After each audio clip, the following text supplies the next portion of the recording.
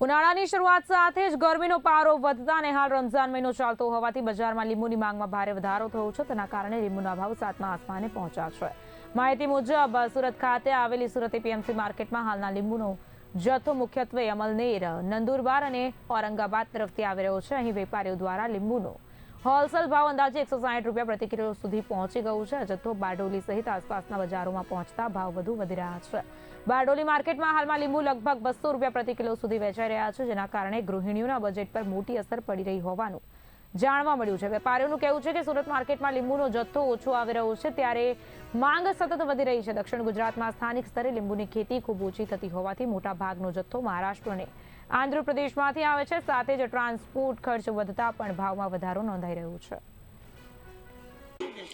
અત્યારે શું છે કે લીંબુની આવક જ બહુ ઓછી હોવાના કારણે માર્કેટમાં શાકભાજી લેવા જાઓ કે ગમે તે વસ્તુ લેવા જાઓ અને લીંબુ તો 200 રૂપિયા કિલો સુધી પહોંચી ગયેલા છે.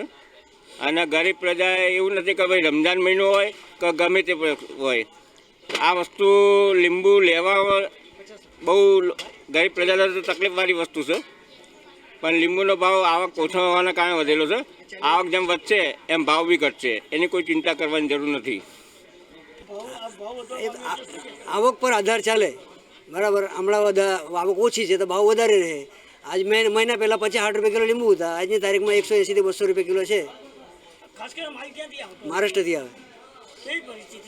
મહારાષ્ટ્રમાં આવક ઓછીના લીધે ભાવ વધી જાય તો આ લીંબુના ભાવ 3 ગુણા વધી ગયા છે થોડાક દિવસ કરતાં પહેલાં. ને આ ગરમીના પકડના કારણે આપણે લીંબુ લેવા જ પડે, લીંબુ વગર ચાલે નહીં.